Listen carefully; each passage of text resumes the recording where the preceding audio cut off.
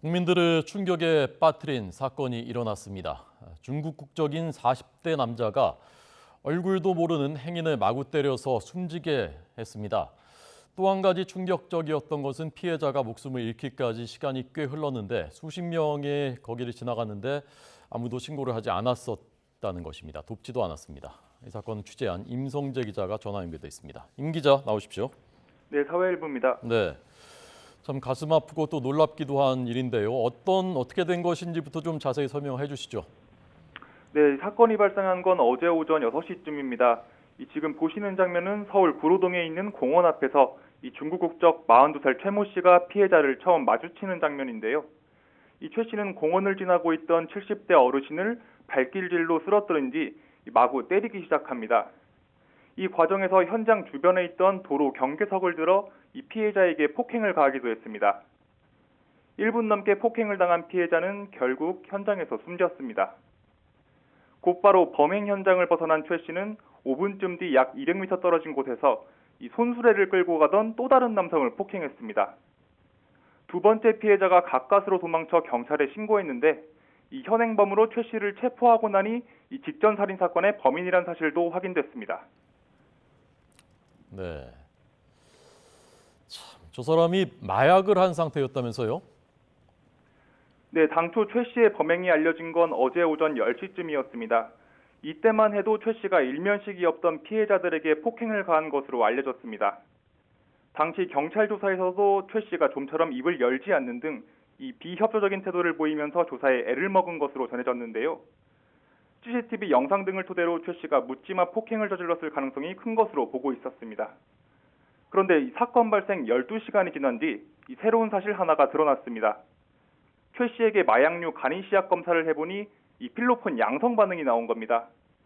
이 간이 검사이기 때문에 국과수에 정밀 검사를 의뢰하긴 했지만 이 경찰은 최 씨가 필로폰에 취해 범행을 저지른 것으로 보고 있습니다. 네. 이게 무슨 그 범죄 영화에서나 보던 일이 현실이 된 것 같은 느낌입니다. 이 사람, 이 최모 씨라는 사람 어떤 사람이었는지 좀 조사가 됐습니까? 일단 경찰 조사는 최 씨의 사건 당일 행적을 추적하는 데 집중하고 있습니다. 이 묻지마 살인 폭행 가능성도 있지만 피해자들과의 관계를 조사하는 데 좀 더 집중하는 건데요. 가령 폭행 전 우발적인 접촉은 없었는지 등을 살피기 위해 일대 CCTV 영상을 최대한 확보하고 있는 것으로 전해졌습니다. 최 씨의 범행 정도로 봤을 때는 경찰이 구속영장을 신청할 가능성이 큰데요. 이 앞서 말씀드린 보강 조사를 벌인 뒤 야간 시간대 영장을 신청할 것으로 보입니다. 이 중국 국적의 최 씨가 한국에 언제 들어왔는지, 이 마약이나 폭행 전과가 있었는지 등은 영장 신청 직전 이 관계기관 등을 통해 파악될 예정입니다. 네, 알겠습니다. 그런데 이 피해자가 목숨을 잃으실 때까지 시간이 꽤 흘렀는데 그 도움을 주는 구조하는 손길이 없었다면서요? 네, 지금 보시는 영상은 폭행 뒤 홀로 남겨진 이 첫 피해자의 모습입니다. 육안상 약간의 움직임도 포착됐는데요.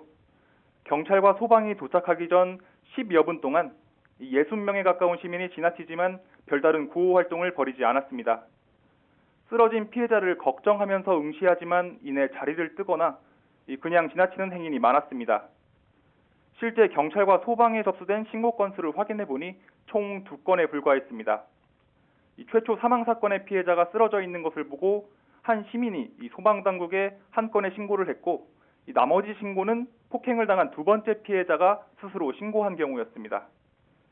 전문가는 범행 장소가 범죄가 비교적 빈번하게 일어나는 곳이었고 시간이 이른 아침이었다는 점 등이 이 무관심의 원인이 됐을 것이라고 분석했습니다.